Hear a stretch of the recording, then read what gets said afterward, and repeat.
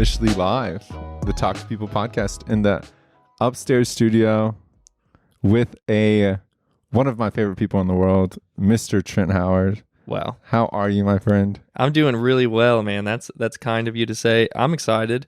It kind of feels a little surreal being in the studio. Because you've seen the majority of the episodes. Yeah, I've been in it since the beginning. And so as a fan, it's like, you're a fan. Imagine like your favorite TV show. Next thing you know, boom, you're there. So this is kind of like the WWE for you. This is it. This is my big thing. This is my podcast premiere. WrestleMania. I don't really have much of a public platform, so I'm really seeing this as my introduction. I was even hoping maybe we could like put in some like walkout music, maybe in the post. We'll do. What do you want to be your walkout song? My walkout song. What's that classical song? It's called like the Flower Duet. Okay. As long as it's copyright free. Yeah, I don't know if we could get that. Or we could get your attorney. It sounds like you are, for those of us who don't know you, first off, who is Trent Howard? So, who's Trent Howard? That's a good question. I'm just a 26-year-old guy. Who is Trent Howard? That's such a big question. Do you mean like you want like my resume? You want like... It's a funny question. It's like, tell me about yourself. Yeah, tell me about... Okay, so I'm 26 years old. I own a coffee company. So we have a cafe and a roastery. We also do catering. That's why I just kind of say coffee company, because it's like, it is a coffee shop, but we started as a catering company in college, and then we started a roastery, and then we did a lot of wholesale, and then now we have a coffee shop just over almost a year, actually. A year in February will be the 1-year anniversary of our cafe. Why do you own a coffee shop? Why do I own a coffee shop? So I guess I can kind of just run you through the whole story. So in college, I was studying petroleum engineering, which doesn't really have anything to do with coffee. So I went to school. I went to OU in Norman, Oklahoma, which has a great petroleum engineering program. And I chose petroleum engineering because I was good at math, and it was the highest paying bachelor degree at the time. I don't know if that's still true. You wanted that money. I wanted that money. Yeah. So that's really the only thing that drove the decision. I just wanted money. I wanted to have more financial success, I guess I would say, than my parents and the previous generations of my family. So like neither of my parents went to college, and so college was always like a big goal of mine. And I knew from an early age that if I was going to go to college, I needed to get scholarships. So I worked really hard, got scholarships, went to college for engineering, and then about halfway through college realized I didn't like petroleum engineering really at all. Didn't really have any passion for it. And so... Was that a one-time event where you realized you didn't have a passion for it? it was over time, I think, throughout like the semesters and taking these difficult classes and stressing and all the anxiety of like taking classes where they fail 40% of students, spending just hours and hours in the library. So kind of realized I wasn't into that. And at the time I was really involved in my local church, okay? And I was doing a lot of missions work. So my freshman year I got to go to India. My sophomore year I got to go to Mozambique. I got to go to Mexico a few times, South Africa, traveling a lot. Everywhere I went, people drank coffee. And then in college, we spent all of our time at coffee shops. So we're always studying at coffee shops, doing Bible studies at coffee shops, hanging out with friends on the weekends at coffee shops. When we traveled to different cities, we'd always try to find the best coffee. And so when in this period of like realizing I didn't really care about engineering and realizing that I didn't know if just working an engineering job was going to be satisfying for me. Like just kind of doing the cookie cutter thing, get a degree, get married, start a family, buy a house, work in an office.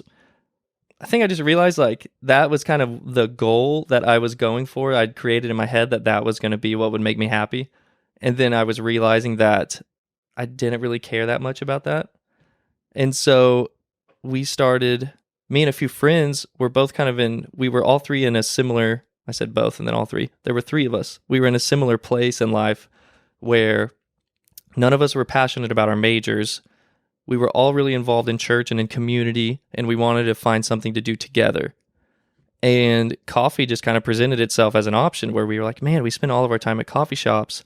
So someone, I can't even remember who it is, but someone recommended looking into coffee roasting. Because at the time we had no idea about coffee roasting, but we knew we liked coffee. So we started learning about coffee roasting. And coffee roasting is more of a scientific process. Like it involves a little more like you have to analyze temperature graphs, and you have software that plugs into the roaster.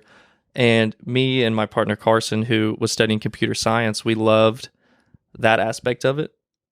So we decided to do that. We studied coffee roasting. We worked for a coffee roaster when we were seniors in college. And then after that, we started the coffee company. Wow. Yeah, so that's the long story long. What was the first move you made away from engineering and into coffee? Yeah, that's a good question. So I kind of realized this, I think, between like sophomore and junior year, that I wasn't going to do petroleum engineering, and we were going to potentially do this coffee thing. But so I spent a few months in this place of like, should I drop out? Should I change majors? Because I could have changed to like a business degree, and honestly, it would have been a lot easier. I could have dropped out. That was an option. So I contemplated that a lot. I felt like I should continue and get the degree. I'd made it through a lot of the classes.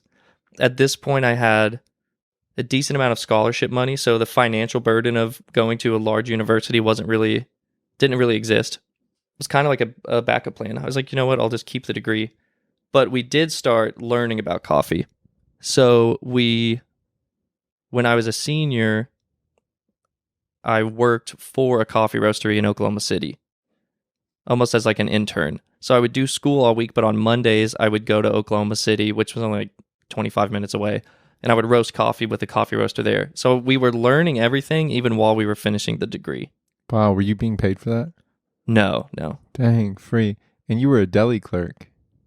I would say, actually, I was a meat cutter at Sprouts the summer after my senior year of college. Yeah, you have one of the coolest stories because it's so funny. Like you said, you go into business with two other people. All of you are getting degrees from this nice university in Oklahoma. Mm-hmm. I know growing up in Oklahoma, everybody wants to go to OU. Yeah. That's the school. And you're studying petroleum engineering. Carson's studying computer science. Joel's graphic design. Now the three of you have this vision and this idea. You graduate with the major where you can make the most money, and then you find yourself cutting meat at Sprouts, and then moving or starting the coffee company, moving and making like not much money compared to your peers. Not much at all, yeah. Which that in the early days, that was a real, that was one of those things you lay in bed at night and you're just like, oh my gosh. Because I have these friends getting $80,000, $90,000, $100,000 salary jobs straight out of college, and I was living in a not so nice apartment in the Dallas area. There were like rats around your... Yeah, we had a mouse that was around a lot. We gave him a nickname. We gave him we did impersonations of him. He had an accent. He was like, "Hey, I'm Jerry" or something. Jerry? We tried to catch him a few times. So that was interesting. So we were living in a small apartment, and I was actually, when we first moved to Texas, we quickly realized that we were going to have to get second jobs because we weren't making any money from coffee roasting. We were still in the renovation stage of getting the building up to code. So everything's reinvestment at this point, right? Yeah. And we had very little money to start with. So I was actually doing valet parking at a hotel. So I would wake up, we would work from like 7, 8 a.m. to like 2, 3 in the afternoon at the coffee roastery. And then I would drive about 45 minutes away to this nice hotel, and I would do valet parking until like 11:30 at night. So then I would drive home, go to bed around midnight, wake up, do it again. And you were making tips at valet parking? I was making tips. Good tips? Well, I was making, there was an hourly wage too. I was making enough to survive. What's the average shift as a hotel valet? What's an average shift like? Like how much money? Oh, you're probably making between $15 to $19 an hour. Okay. Cool. Working an 8-hour shift. With tips. Okay. I think I worked around 3 to between 11 and midnight. So when you're thinking about your peers having $100,000 jobs, are you having regret? I chose the wrong path. FOMO, fear of missing out. I think at certain points, all of it, yeah. Yeah, especially, doing valet, working late. And at the beginning of Moravian, which Moravian's the name of the coffee company, we signed a lease for this commercial space. It was around 1,000 square feet, and this is where we were going to put the roastery. And right after we signed the lease and we were like applying for permits and stuff, which we knew nothing about business, the health department from the city we were in came, and the health inspector looked at the space, took one look at it. She goes, "This is not going to work for a coffee roastery. It's like you would have to meet all of the specifications of a commercial kitchen. You need to talk to your landlord. You should see if you can get out of the lease or if he has other spaces available. But you're not going to be able to start your business here." Then she leaves, gives us her business card, bounces. So that was like our introduction to business and our introduction to DFW, like the Dallas area. We moved from Oklahoma. We had never lived in a city that big. We had no idea what we were doing, and we had very little money. And this lady came in. I mean, we thought our dreams were pretty much over from like week one. We just all kind of sat there in shock. So these are the kind of like obstacles we were overcoming at the beginning. So then you have a day like that. Then you go park cars for 7 hours and run back and forth to a parking garage, sprinting in the cold. And then you go home and get in bed around midnight. You're sleeping on a mattress that's on a floor. You don't have a bed frame. And you're thinking, oh my gosh, I could have just applied for engineering jobs. Why not just start the coffee company in 5 years? Why not just save all of my money? So those things definitely came up, yeah. Why not? I think that me, Carson, and Joel had committed to this being plan A, the degrees being plan B. We felt like we were supposed to do this. We had all agreed, we'd all like decided and agreed together that we were going to pursue this idea of starting a coffee company. And so in the low moments, I think we were like, we're going to ride this out until it crashes and burns, or we're going to suffer in the short term. And we're going to just, have some grit. Has it been hard being in business with friends? That's a good question. Everyone always says, don't go into business with friends. Don't go into business with friends. And I think that's probably true for most people. I think that we have a value system that we've built over a decade of friendship. And even before we started the business, I think we had been friends for 6, 7, 8 years. And so we knew that people give that advice, right? We knew that was like a thing. Don't go into business with friends. So we were almost like, we almost had a chip on our shoulders of like, we're going to do it and we're going to make it work. And I also think we have a value system of relationship, intentionality, love that we have as Christians, where we really try to operate with a kingdom mindset that values people over possessions, over success, over all those other things. And so there were definitely difficult times at the beginning. Like there were times when you get on each other's nerves, you disagree a lot. You have to learn how to disagree. You have to learn how to do conflict. But I think if you keep the priorities straight and you do prioritize relationship above the business, then I think it can be one of the most rewarding things you could do. There's also a lot of pitfalls, right? Like I understand why people give that advice because I can see where it can go terribly wrong. Like I can see where it gets so hard to separate business from your personal lives, from your friendship. It gets so hard to overlook those things. And then when difficulties come up in the business, it's so hard not to separate relationally. And we've had moments of that where we've had to come to each other and be like, hey, I think like, doesn't seem like we're doing well as friends, even though we're with each other like 8 hours a day. Like we're with each other at work all day, and then doesn't feel like we really want to be together outside of that, then you have to really be like, oh dang, like, well, something's out of place here. Like, we're valuing something too highly, or we're not being intentional with each other. So that every conversation's about work, and then you realize, like, I don't know how you're doing. I don't know how you feel. I don't know what your personal life is doing. Like, I don't know how you and your girlfriend are doing. And so making time for that has been important. And some years we do better, some years we do worse. Like this past year, opening up the coffee shop was intense, and there was a huge learning curve because we've never had employees, we've never managed coffee shops, and we got to the end of the year and we were kind of judging ourselves. We were reflecting. We were like, how did we do as friends this year?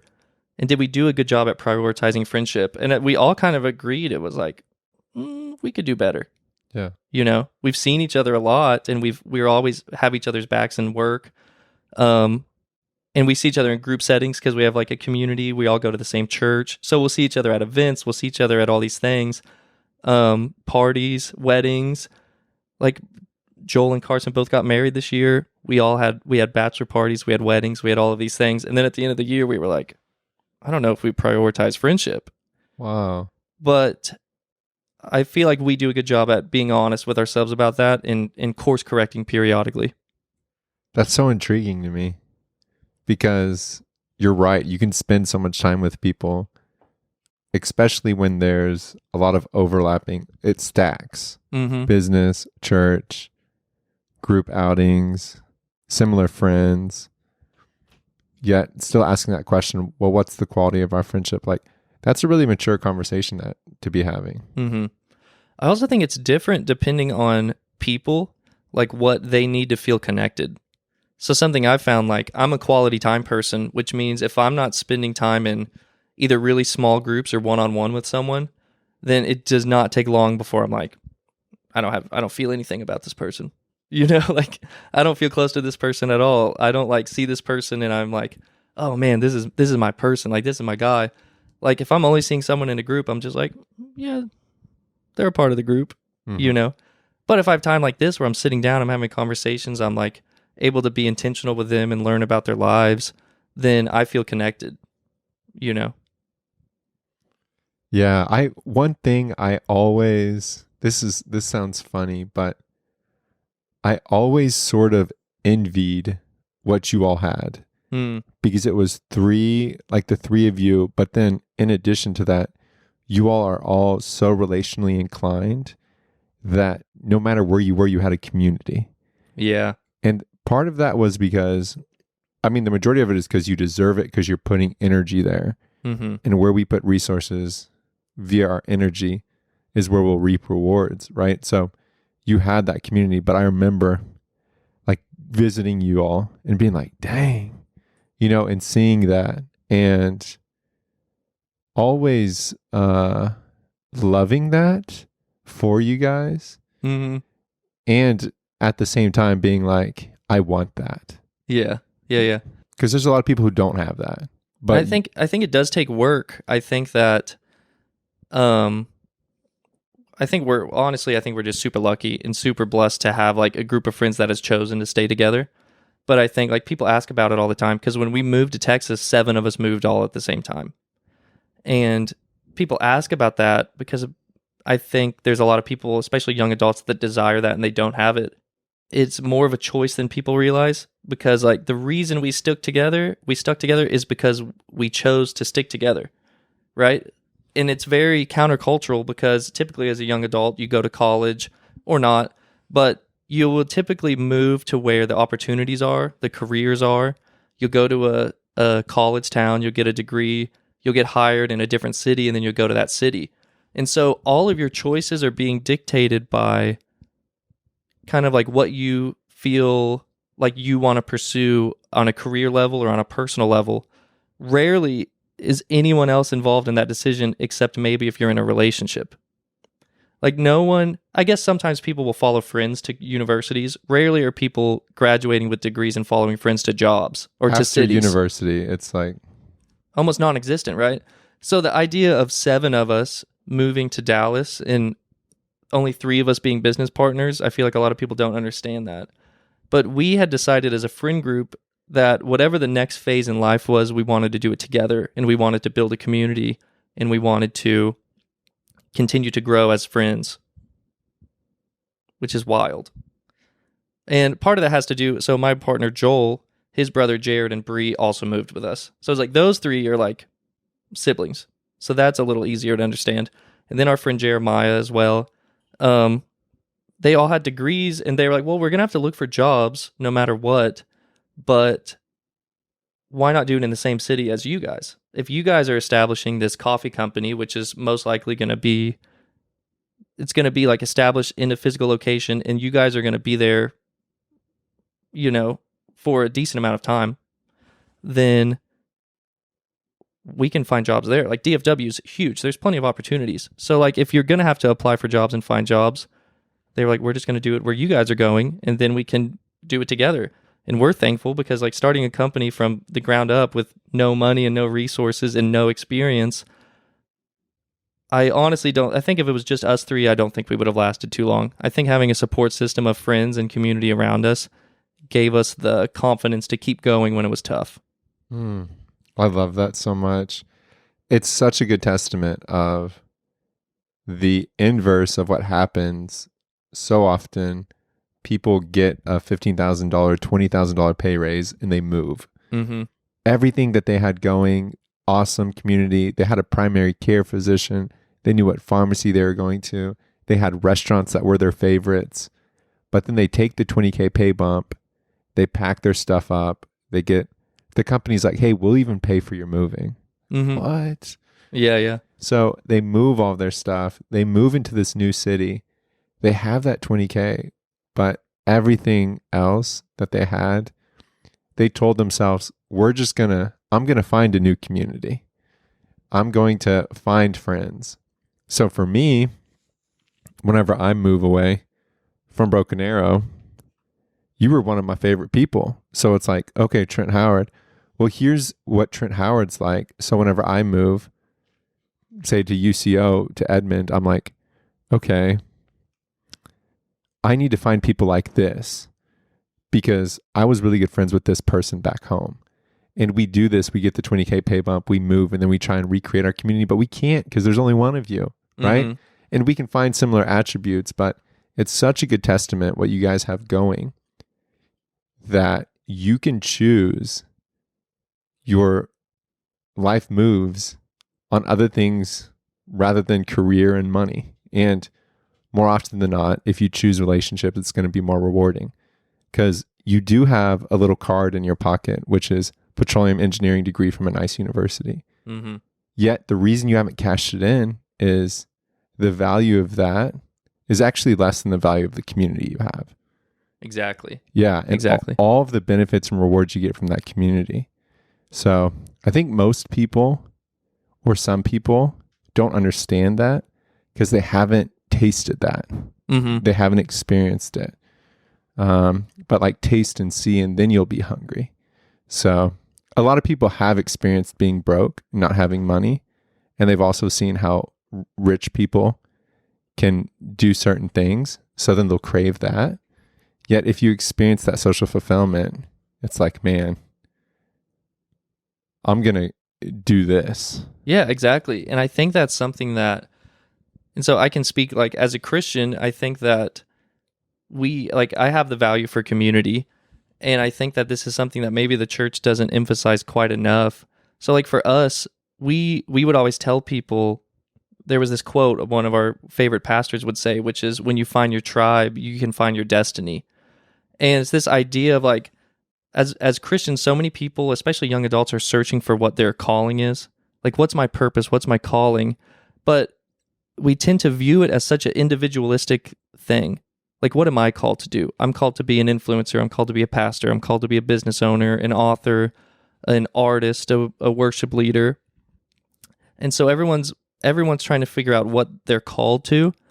But I think who you're called to or who you're committed to, who you're serving, I think when you prioritize those things, then you'll actually find your destiny within those people.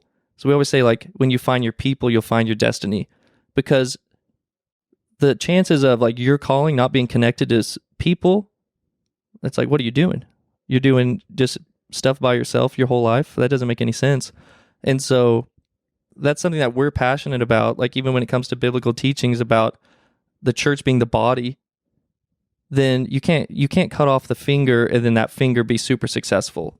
Mm-hmm. It just dies. It's just cut off. And so being connected to the body, being connected to community in like a real way, not just like I go to church on Sunday, but like I have people that I am committed to living life with, and not just in the sense of like, oh, I'm going to find a wife, I'm going to get married, and then that's it. But like an actual community of people that are committed to each other and committed to helping each other out and committed to growing with each other and seeing each other walk into the purpose of their life. What's most difficult about that? What are the hard parts? I mean, the easy one is like just staying committed to people when you don't want to.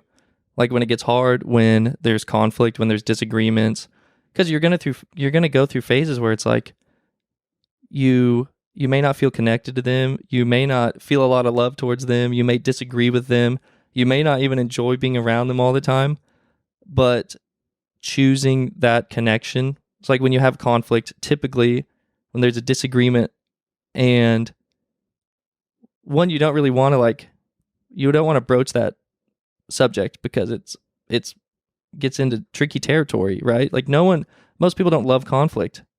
So, but then if you leave that undealt with, then you have bitterness, and the bitterness grows up, and then you're going to drift apart, right? You're not going to address the thing that you don't like that's going on in the relationship. So if you don't address it, it's going to grow. You're going to end up going different ways. So learning to address those things early and learning to really keep your heart open and be vulnerable towards each other, and then learning to work through conflict and knowing Danny Silk, he's great. He has a book called Keep Your Love On, but he talks about this idea of when you go into a disagreement or into conflict, you make sure that both of you know that the goal is connection. So my goal is to connect with you and for our relationship to be healthy and for both of us to feel loved and connected. Now you're doing this thing that I really don't like, but I'm only bringing it up because I want to stay connected to you. So when you approach it from that way, and you're actually finding ways to grow together as opposed to just accusing each other, and then you get angry and then you're not friends anymore. Because why do most friendships end? Would you say? I guess lack of trying. Yeah. Yeah. Quit trying. Mm-hmm. It gets hard and you go, I can make new friends. Right. Not worth it. Yeah. We think we can replace the person. But when you invest the energy, same thing with platonic and romantic relationships. Mm-hmm. You invest the energy, and then you build a better foundation, a stronger boat to take on more powerful waves. Yeah. That's true. Yeah, and in friendship, I think if when you're younger, if you learn how to be a really good friend, I think it's going to help you a ton learning how to be a husband or a wife as well.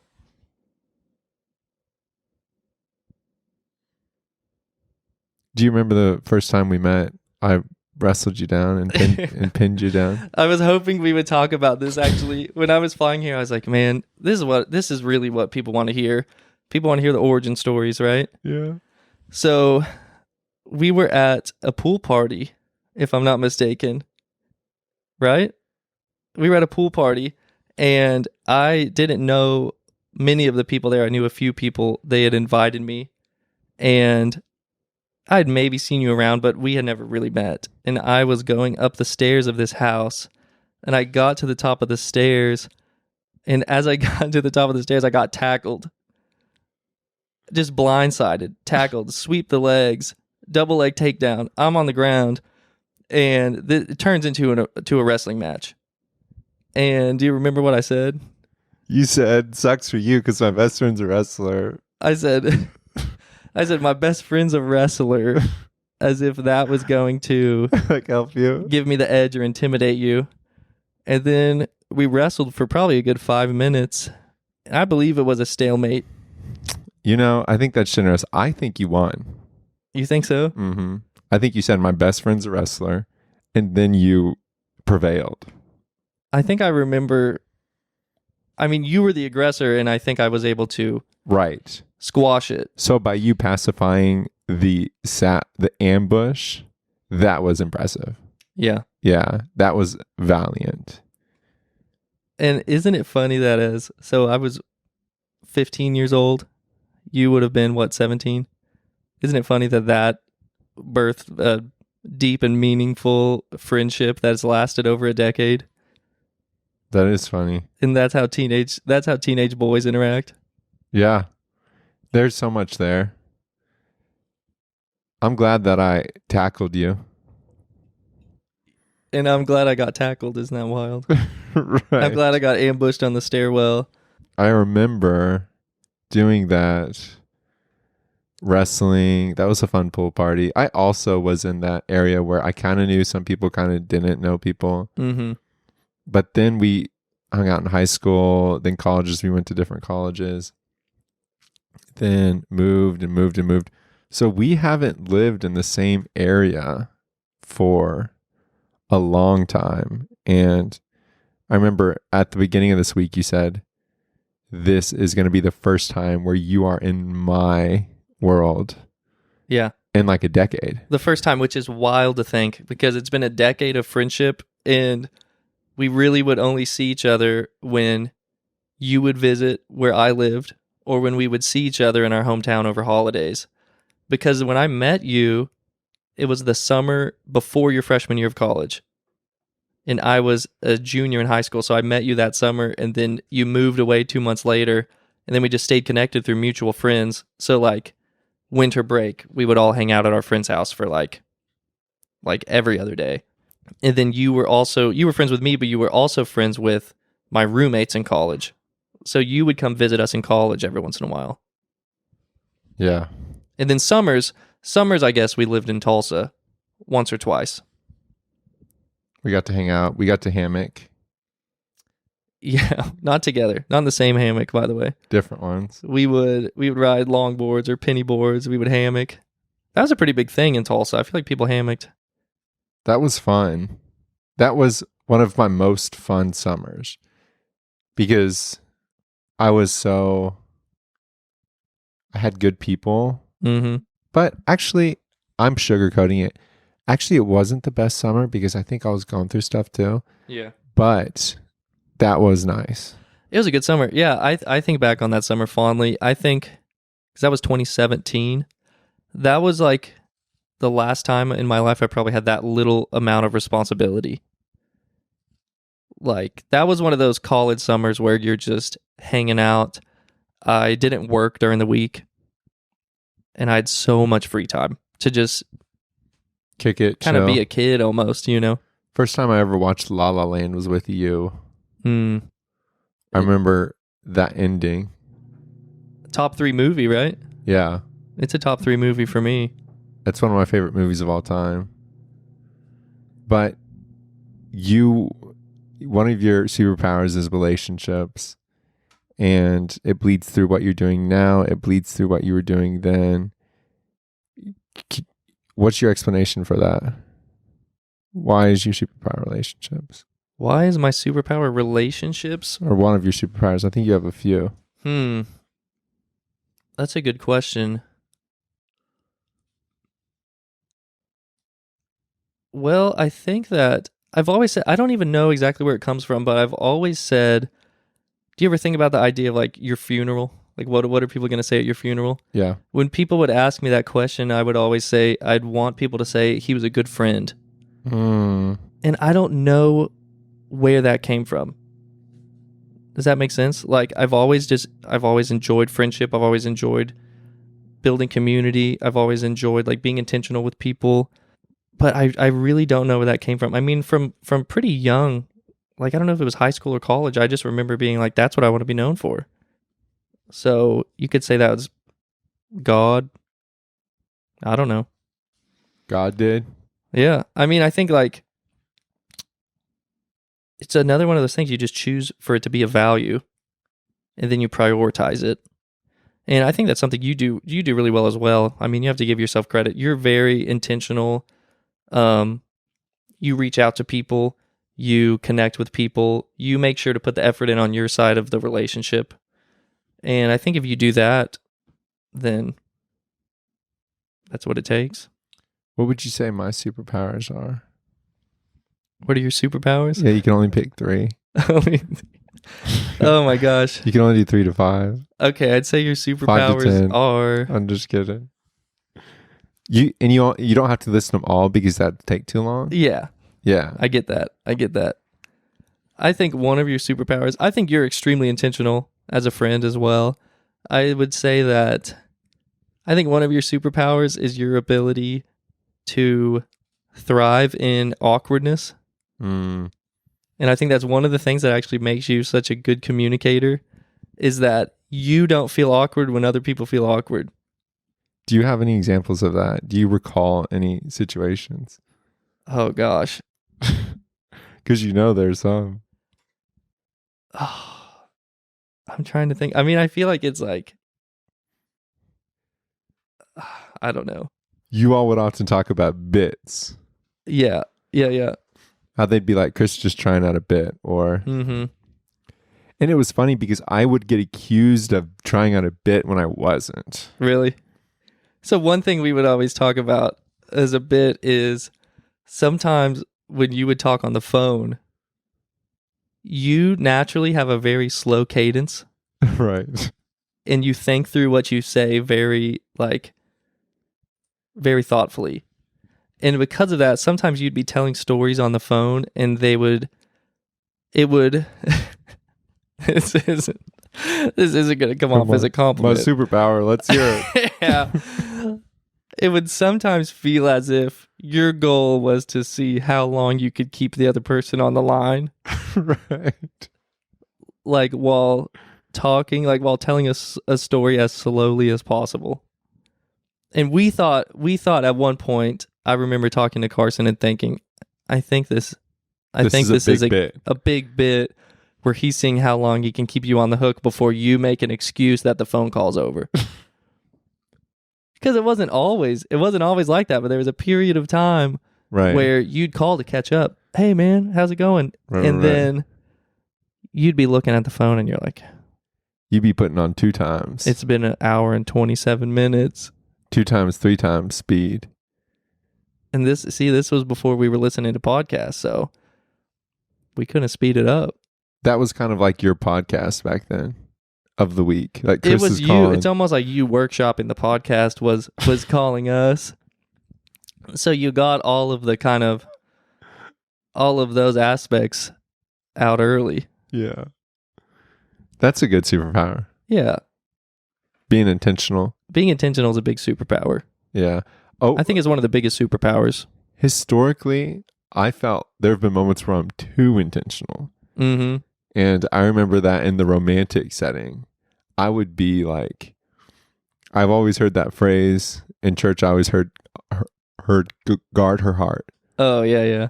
So everything you do, you have to make sure you don't hurt the woman, the person you're dating. So I'd be like, hey, I'm approaching you because I want to talk.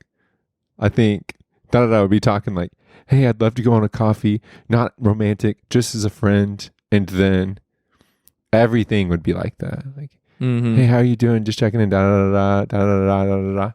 So then in graduate school, I went on that like, ooh, I'm just going to have fun. Yeah, intentionality out the window. And then it hit a point where I was like, well, it's good to be intentional, yet it's also good to have spontaneity. Yes. And I think that is one of the biggest things. There's this rubber band theory. I think they call it relational dialectics. And it posits that in every relationship, we have these axioms, and on each side, there is 2 values. And each person is pulling one way or the other. And we have to make sure that we are not too far apart on these things, or else the rubber band will snap. So one of these axioms is novelty and predictability. So if you always, I feel like you are, I don't know, I mean, you're kind of both, but like you're definitely high on open to new experiences, Mm-hmm. right? Because you like to travel a lot. Yep. So then I may not be as high in that. So whenever you're dating someone and you're finding someone to live life with, then you have to make sure that the person that you end up in a relationship isn't like, ooh, well, I want the same thing every day, every year. Yeah. Right. Yeah. So I think that with the spontaneity and intentionality, it's like that rubber band, because I was pulling intentionality a whole bunch, and then I tried to pull spontaneity, but it wasn't me. So I try and land in between. Mm-hmm. Yeah, that makes sense. I think like when it comes to intentionality too, going back, you are really good at making people feel like they're like the most important person in the room, right? Like you have a way about you where when you meet someone, you're able to be very locked in, which I would say is a superpower. But then I can also see why in the younger days that could be very tricky territory with women, because if you show up to a church event or any sort of social event and you single someone out and you're like really being intentional, then it starts to get a little shaky. It can get a little shaky real fast. And it's not even the person, it's like other people watching. Other people watching and the person. I think the whole situation, the way people perceive it, especially because most people probably aren't as intentional as you. Also, when it comes to like young adults, you think about like college age, most guys aren't that confident. They're not that intentional. They're not operating like that. So it kind of stands out in a social setting where they're like, this guy, he's locked in. This guy's got his eyes on the prize. And in reality, Right. You're like just trying to make people feel connected. Right. And you don't even know, because you're also a naturally curious person. And so that's something, I'd say that's another superpower of yours. Like I have been trying to grow that muscle so much, because in business, I've realized that being curious will give you shortcuts to so many things. Like the idea of asking questions. Like my partner Joel always says, questions are shortcuts. That's good. And I don't ask nearly enough questions, or I'll meet people, like, because having a coffee shop, you meet people from all walks of life. And you have access to all of this knowledge and experience. Like someone might come in that's a successful business person. Someone might come in that's a stay-at-home mom. A lawyer might come in. All of these different people, right? Producer. Teacher, producer. Executive producer. Yeah. And if I'm not asking questions, I am robbing myself of some like amazing information and knowledge that I could probably gain. Yeah. I've been thinking about that a lot. Being curious. What do you think? Would you say you're a naturally curious person? I like that you're being curious right now and asking me questions. Mm-hmm. I love podcasts that go both ways. Yeah. I would say I'm naturally curious, and I would say that I view people as being one of the greatest dynamic sources of data to learn from. I think naturally human beings are socially wired, so we can learn more from people because we get emotionally connected to them. So if we see something happen to them, it's more likely to stick with us. Books are good, movies are good, all of the stuff that we can transfer information are good. But there's something about talking to people that we can learn from, or we can just grow from. So I don't think I'd do this if it weren't curiosity. Yeah. Because like even whenever we were planning this podcast, it's like we've known each other for so long. What do we choose to talk about? Yeah. Because there's so much to talk about. But whenever we actually sit down, it's like, well, we'll just let our curiosity lead. Mm-hmm. Like with some guests, I'll be like, we have to answer one question. Like, what's the one question we have to answer? But then at other times, I think just having you here is a slam dunk. Yeah. Like whenever you were planning on coming down, I've been stoked for this. Yeah. Right.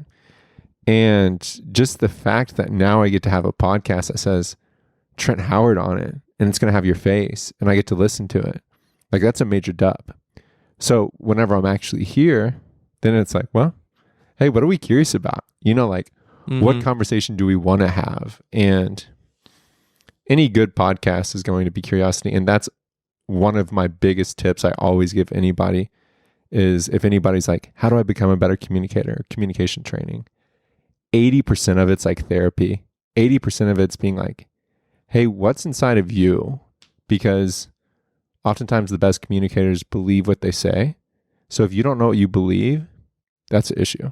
Mm-hmm. If you feel like you're not a good communicator, if you feel like you don't have ideas worth sharing, that's an issue. We have to address all of that stuff. And then after that, we address, well, what are you curious about? Because people can sense pure curiosity. I can tell when you're asking me questions just to get me talking versus when you're asking me questions because you're genuinely curious. Mm-hmm. So I think the best podcasters are just following their curiosity, like Lex Friedman. 6 hours. Yeah. That's severe. That's a severe case of curiosity. Yeah. He's stricken with it, and it's a curse, but it's a blessing too. But you see that it's a curse for him because look at his resume, and like that other day we were looking at that post he put up about how he's so downtrodden and all this stuff that's happening in Ukraine. He spent like a month asking people about Ukraine. Can I say that, in a sense, I feel like I'm kind of betraying myself by being on this podcast because we've talked recently about how I think I enjoy your solo podcasts the most, maybe out of all of them, because it's so interesting to hear you talk about communication. And then in the midst of that, I'm now here talking to you so that it's not a solo podcast. But here's the deal. You have goals and visions of being a big influencer. And part of that is media. That's true. How else will I get sponsored by Coke Zero? That's one of my goals. So if you guys want to repost that, tag Coke Zero. I'd love to be sponsored. As he takes a glug. I do think it's the best Coke that they've made. I think it's nice that there's no sugar in it. And I've done a couple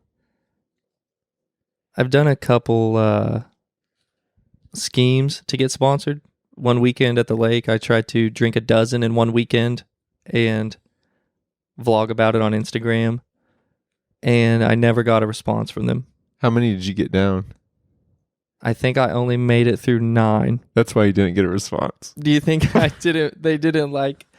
needed to see more follow through? You gotta follow through. More commitment. That's a big company. Yeah, that's true. But who else is doing it out there? That's a good question. Who else with a large public platform, besides like TV commercials where an actor just gets paid, who is out there organically promoting Coke on their own accord? Promoting Coke Zero, specifically. So do you want the sponsorship to say from Coke Zero or from Coke? Coca-Cola would be the sponsor, right? But even they have commercials that say, Coke Zero? Is this the best Coke we've made? Oh, wow. Like I've seen recently that they're also making the claim that this is their best product. Specifically Coke Zero. Coke Zero has their own commercials. Okay. Mm-hmm. I didn't realize that. You're educating me on Coke Zero. Yeah, and they're promoting it as the best. Okay. Which is kind of wild, right? Yeah, that is wild. So I don't drink soda. Mm-hmm. I don't drink coffee. I know. I don't drink alcohol. I know. So you're probably wondering, well, what do you drink? Water. Seltzer water. Seltzer water. Okay. Chocolate milk. Mm-hmm. Some water. Juice at all? Or too much sugar? No juice. Do I eat sugar? You do. Mm-hmm. That's where I get all my sugar from. Sweet tooth? Very sweet. Okay. You? I have a bad sweet tooth. Bad? It's consistent, and it's in the evening time, and it sometimes feels unquenchable if there's no sweets in the house. What do you do? Like if the house is void of sweets, like sometimes my roommate will keep a chocolate bar on the counter and I'll have like a piece and I will... For you? No, it's for him. But if that's the only sweets in the house, I will eat it. You will pass that barrier of taking his property. I will take it. I'll let him know. Everything's you know, This is everything's above board, everything's above board, but not personal. it's not personal. I just have to deal with this. Yeah, and he's had moments where I got one Coke Z left in the fridge. And I come home, Coke Z's gone. Reaction? Can't blame him. Can't blame him. You cannot blame him. So there's empathy there. There's empathy. There's a lot of understanding because if I were in the same boat, I may be tempted as well. And so luckily we live close to a few grocery stores, so you make the run, grab another pack. Yeah.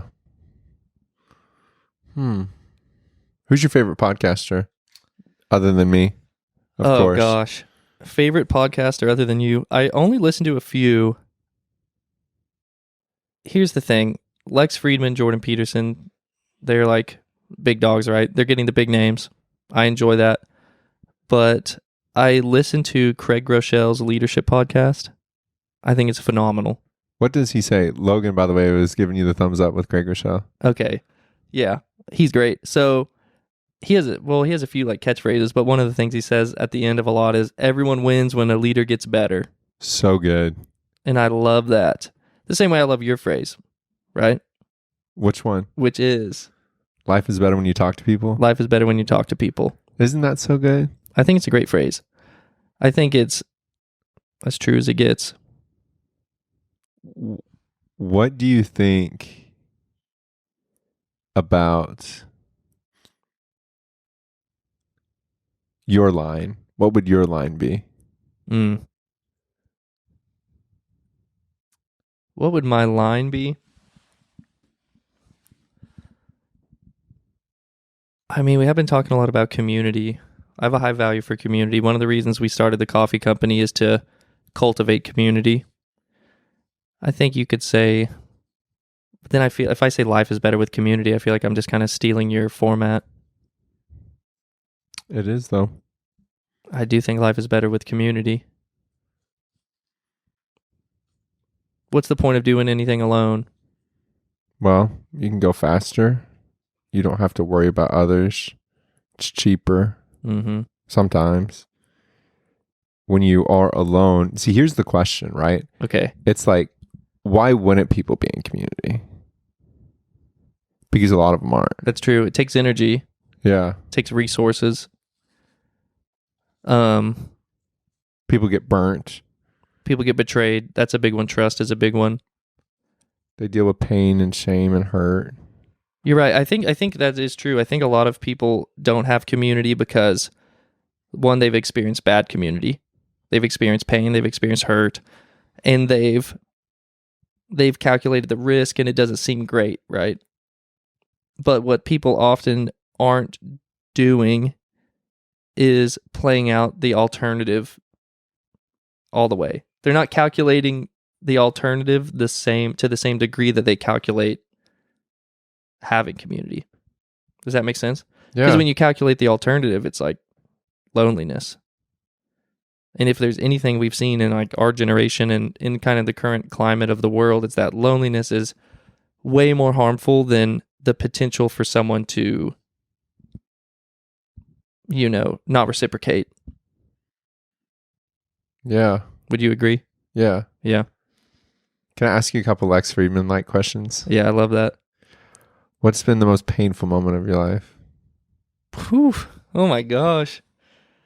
Most painful moment of my life?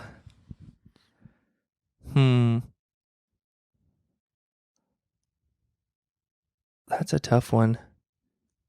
I always say like one of the lowest moments of my life, I think, was probably freshman year of college. I remember this moment. It was like, it's one of those moments where it's like a really low moment, but then it's also like a moment where you make a powerful decision that changes your life. But I remember going into college, I had joined a fraternity. I was kind of in like the party world, right? Like it wasn't a great culture. And it was my first time away from home, so I was homesick. I missed my parents.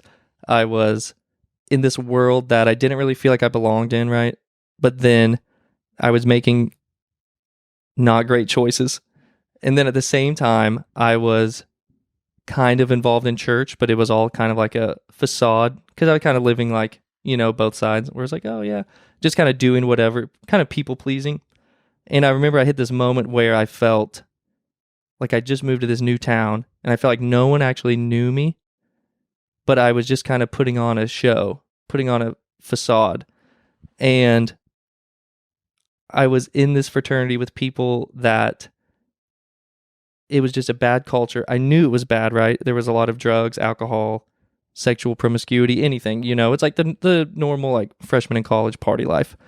And then I kind of felt this draw to be a part of a church community, but then I felt like I was lying because I was kind of living this double life. And I remember hitting this moment where I just felt empty, felt completely disconnected. I felt like I had no friends.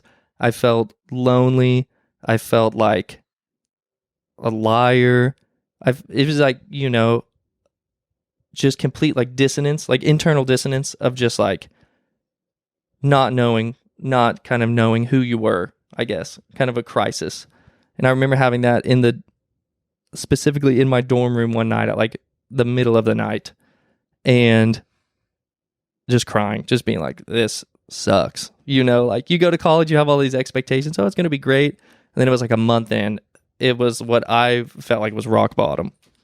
And so that was, I would say maybe one of the most, like probably the lowest point of my life. But then it was in that moment where I would say I've fully committed my life to Jesus. So it was like in that moment where I kind of saw my current trajectory. It was like I saw it in my imagination. It was like all the decisions I was making and then just that feeling of emptiness. And then the alternative, I was like, well, God was the alternative essentially. So it was like a real relationship with God, really going head first and really cutting off all of those things in my life that weren't bringing happiness, essentially. Does that make sense? Yeah. That's tough. Yeah. That's scary too. That was a low point. But you had friends, you had people, you just didn't feel like they were your people. Exactly. That's what's so interesting about it. And I think like that's why you hear people talk about being lonely or depression and how what's going on internally isn't necessarily representative of the real reality. Because the real reality is like I'm a phone call away from my parents. I have friends that care about me. I have friends that I've made from high school. I had friends probably even in Norman that did care, like that were great people. But yet the internal dissonance was like, I'm alone. Wow.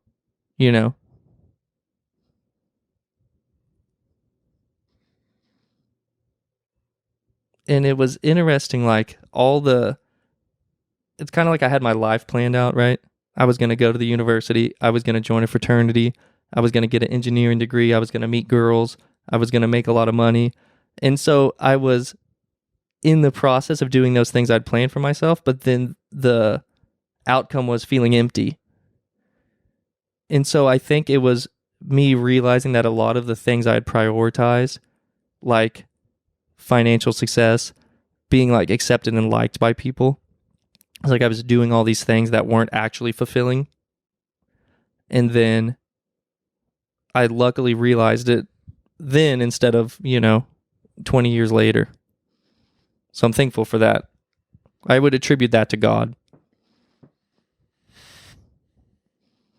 Man. I know.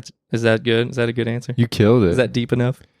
You are good at podcasting naturally. You think? Yeah, because you're able to answer questions, which is so good. Because I'm thinking about, it's funny, my editing head's thinking, ooh, that'd be a good short. Oh, I'm seeing an Instagram reel. Oh, yeah. Oh, like stuff like that. And good. Sometimes I have to turn that off, but yeah, is it hard to stay? Is it hard sometimes as like, because you're creating this whole thing, right? So you're the interviewer, but you're also the editor, you're also the producer, you're the creator, right? You're the founder, the marketer. You're the marketer, like Yeah. You're the one cutting the clips. Does that sometimes like Is that hard, do you think? Because internally you're like trying to note take, you're trying to like make mental notes, but then also really be engaged with my answer. It is. And you know, when I get screwed, whenever I start trying to talk in a way that would be a reel or would be a short. So thinking to myself, like, this next thing I'm going to say is going to be good. Boom. I better. And like riff on it. Yeah. And because, you know, most of them, you want to have a hook and you want to have an ending that makes you want to rewatch it. So whenever I find myself getting there, I have to abort mission. Mm-hmm. Get out of this train ASAP, because that is not the goal of this podcast. My social media following for the podcast hasn't grown in a while, and I'm cool with it. Yeah. Because the podcast has evolved so much lately. Like, for those who watch the solo episodes, now I have a whiteboard, and I'm going to try and be that whiteboard guy. I want to be that whiteboard guy, because one thing I've noticed is that if I can illustrate concepts, also articulating them at the same time, there's a higher chance of impact and retention. Mm-hmm. And the content that we're talking about, if you're able to retain it and then you're able to apply it to your life, you will live a better, fuller life and be more resilient to stress. So that means a lot to me.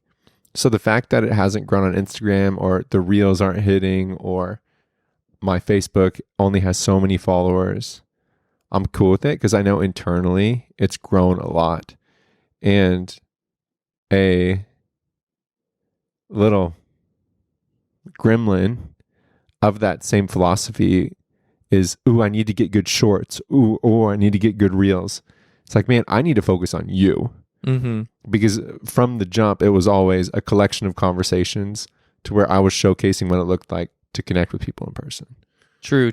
So it's like the conversation itself is the example, is like the application for people. Yeah. It's like they just get to see two people engage. And then within the conversation, we have content that could be helpful. But I think a lot of what you're saying is going to be incredibly helpful to somebody. Mm-hmm. Imagine you in your freshman year listening to this podcast. I think that could be incredibly helpful. There are people currently, as we speak, in fraternity houses, in communities that they are not supposed to be in. And they feel a tug on their heart and a calling to be somewhere else. But guess what? They're chilling. They're waiting, because they do have the people, yet whenever they're at home alone, it's dark. Yeah. And it's a good reason to build a team. And like you saw, Logan's been incredibly helpful, and he's helping me with the podcast production agency. But I like being able to edit the stuff, and I may not move as fast, and I may not make as big of waves, but what I do know is I'm retaining a lot of it personally, and it's helping with my personal growth. I've thought about how numbers, you don't want a large following, you want the right following. I don't want the most people listening to the podcast. I want the right people listening to the podcast. You're the right person. Mm-hmm. You're someone who is positioned in a place in life where you've decided to prioritize relationships. You've decided to build community, not only benefit from community, but build community. And then you're pursuing a career in which you can create a third place that allows for others to take part in in-person discovery, to take part in social serendipity, to take part in first dates, to take part in, let's show up to this coffee shop and do a voice recital, right? Yeah. Let's show up to this coffee shop and I'm about to get dumped in person. Oof. But hey, you had a place to go get dumped, and you can go get a coffee and a cinnamon roll after. I think what you all are doing with the coffee shop, I love it. I'm such a big fan. Obviously, I'm a big fan of all of the personnel involved. 3 of my favorite people in the world. But it's so cool because you're building the third place. You actually bought a building. You are actually a registered corporation who is selling things to bring people together. Pretty cool, huh? I think having the shop, because like keep in mind the first 3 years we were just a roastery, and we didn't actually have a like a storefront, and so it was just us three. And then like the only people we would really see face to face were wholesale accounts every once in a while. Like you're delivering coffee to a church or to a coffee shop. So having our own space this year has been just a dream come true. Like having regulars is such a cool thing. Like I didn't realize how much I would enjoy it, but it's like that you have the same people coming in 3-4 times a week, and you just get to know them. Like you just know so many aspects of their life, and you're able to connect with them. You're able to like be the one great thing about their day no matter what. So it's like someone comes in, they're having a good day. It gets better because they're here to have coffee, to chat it up, you know, to take a break from work or to be productive and study or work remotely.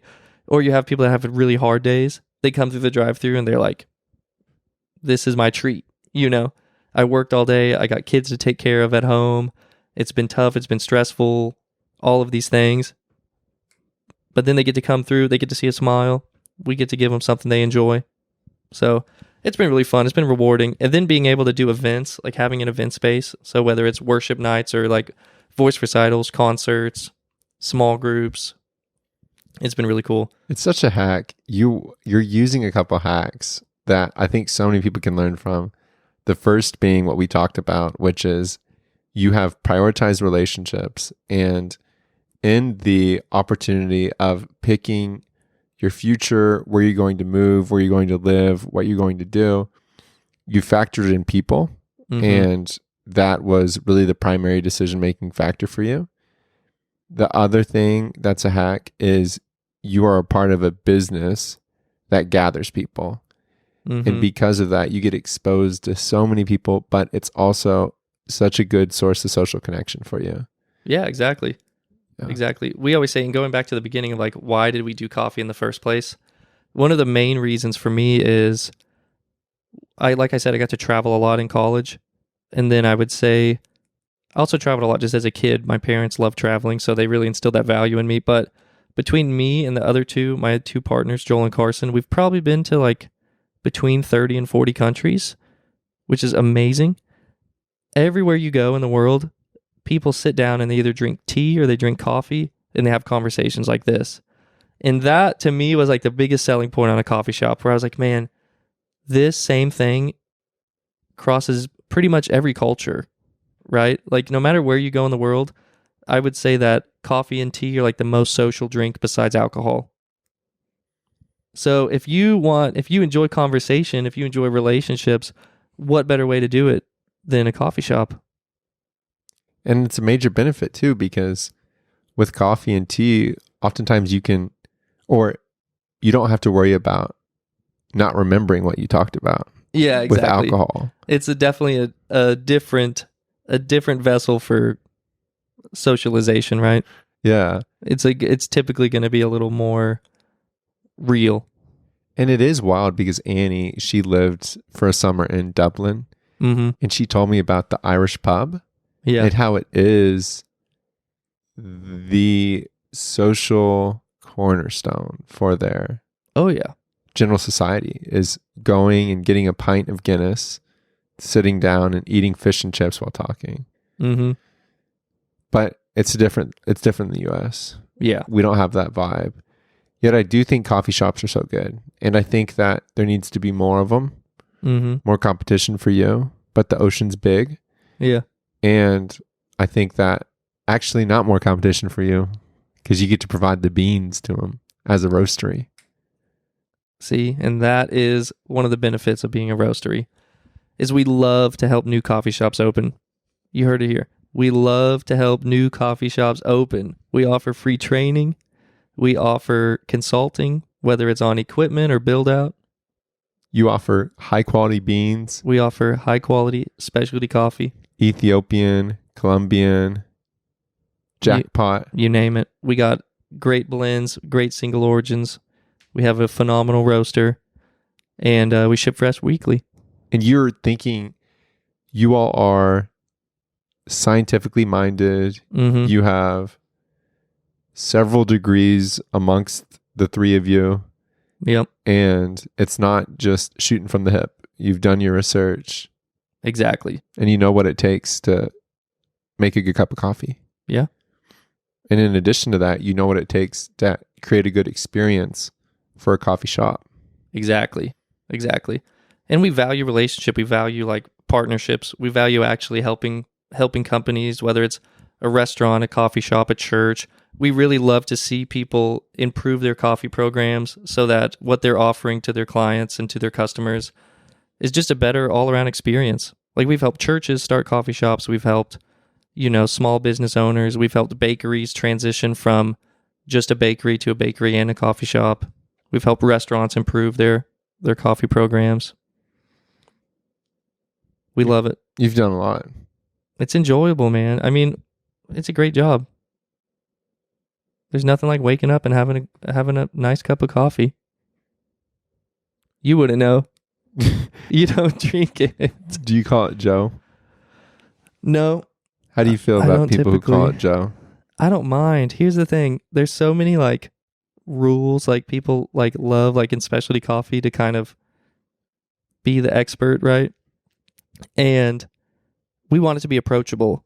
So we put in all the effort, right? We read the books, we do the research, we take the master classes, we put in the years of effort of learning how to make it the best possible experience. You have that thing where people come over into your shop and you all sip on coffee things. What do you call that? A tasting party or like a cupping? A cupping. A cupping is when you're trying. Yeah, you do all that stuff. Yeah. So it's like we want to be the experts, but we only want to.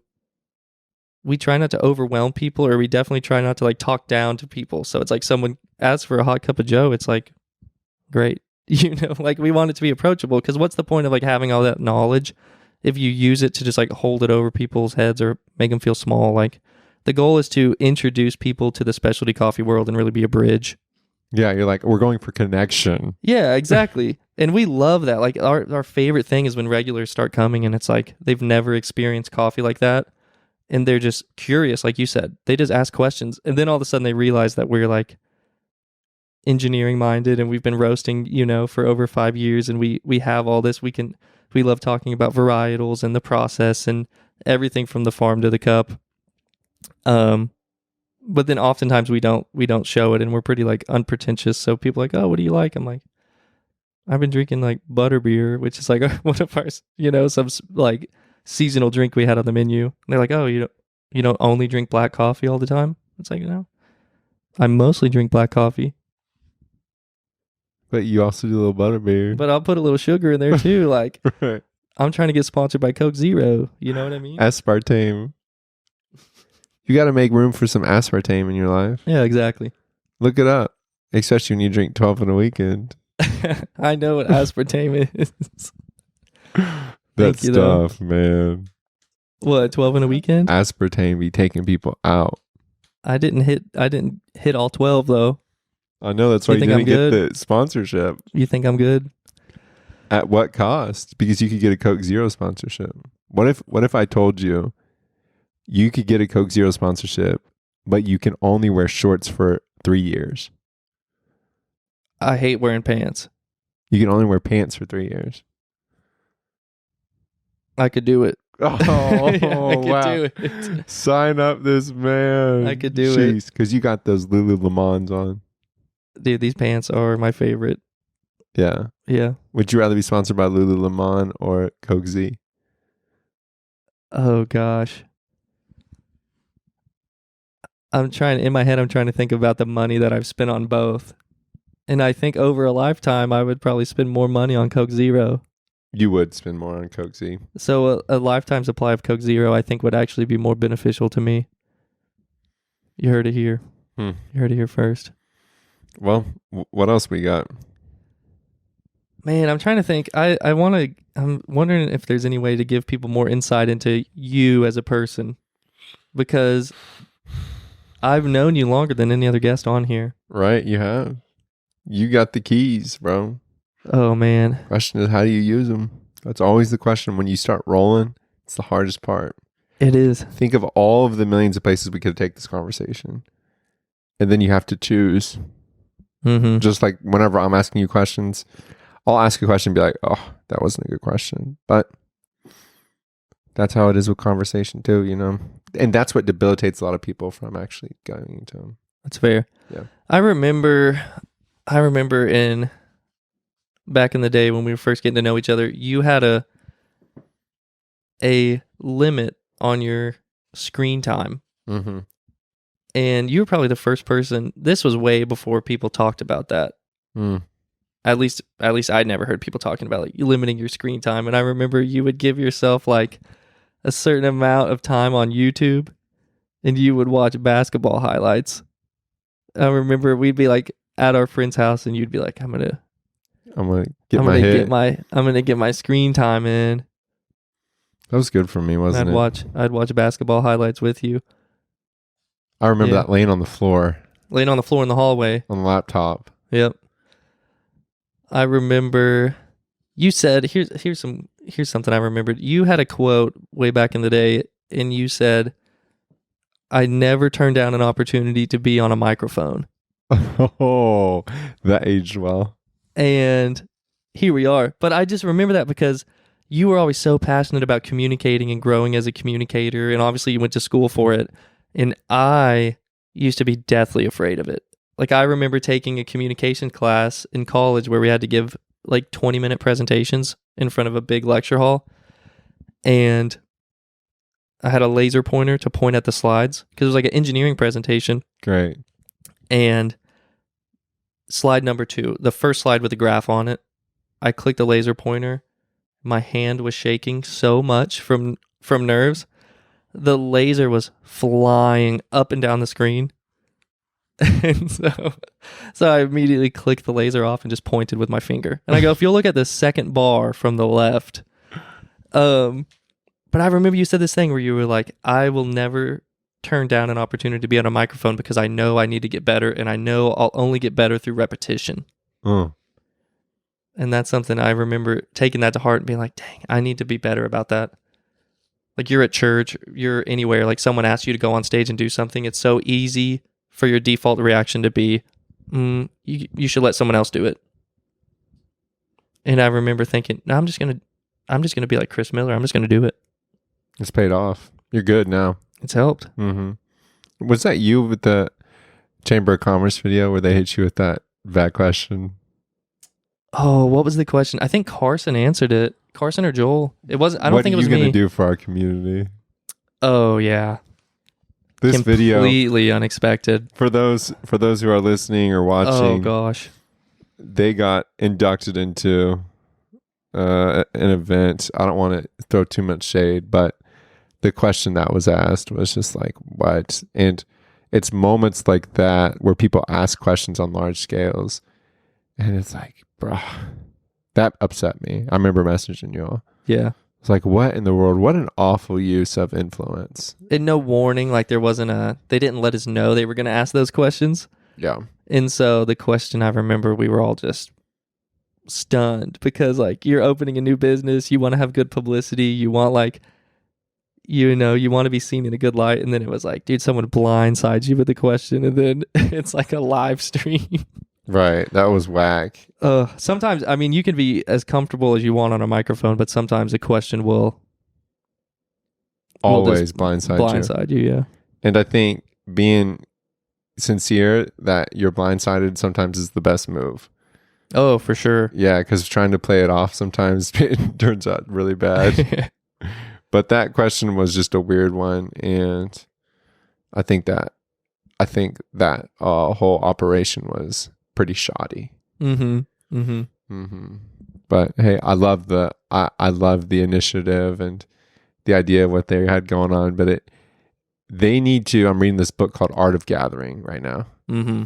and a big thing about any gathering is what's the purpose. So I think their purpose. Imagine we're talking about the Chamber of Commerce. Okay. Okay.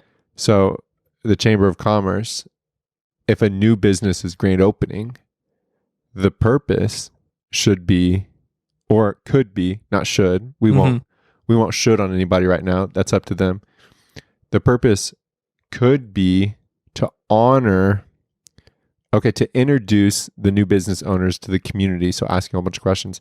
So you completely change who you invite based off that purpose. Because if it's this purpose is to introduce the business owners to the community versus the purpose is to gather the Chamber of Commerce, that affects your guest list. Because if it's introduce, well, then we're going to invite more community members versus Chamber of Commerce members, right? So they need to, this is my assessment, they need to go back and figure out what their purpose is, because it seemed like they were saying that the purpose was to introduce business owners to the community. But whenever I looked at the video, it kind of seemed like the gathering of the Chamber of Commerce, and that they were just hanging and not really giving the other people much time. Hypothetically.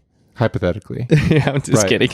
Yeah. Like if it were that. Yeah. It was that's an interesting scenario. I think your assessment's probably pretty accurate. I think that the intention was good. The execution was an area of growth. Yeah. We would talk about like at church we say wins and growths. Yeah. That's as the two categories. There's wins and there's growths. So final message. My final message? Yeah. Life is better when you talk to people. I think that's the message. Be intentional, choose friendship, prioritize community, and show up. Showing up is so big. I think about that so much with community. If you show up and you show up consistently, you will build relationships that you never would have dreamed of, and it will be rewarding. At that point, there's no secret sauce. No secret sauce. Be vulnerable. Be yourself. Show up. Dr. Jeff Hall, when I had him on, he said, "Don't be a flake. Show up." Really? Dr. Trent Howard, having him on. Showing up. If you don't show up somewhere, nothing can come from it. If you show up, anything could come from it. Are you ready for pizza? I'm so ready for pizza, bro. You're probably hungry. I'm getting there. I mean, I didn't give you much of a lunch. I had a Power Crunch bar. I've been making all your meals while you're here. Yeah. Here you go. Woo, like the airplane. Thanks for being here. Bro. Appreciate you. Love you. It's been a pleasure. You the man. I'm thankful. Thankful for the opportunity to be in the, what do you call this, the upstairs studio? Yeah. Cool. Talk to People podcast studio. And I'm excited to see, man, where you go from here. You're on some YouTube videos. Now you're on podcast. Hey, this could be it for me. Sky's the limit. Aim for the stars, land on the moon. All right, folks. We'll see you next time.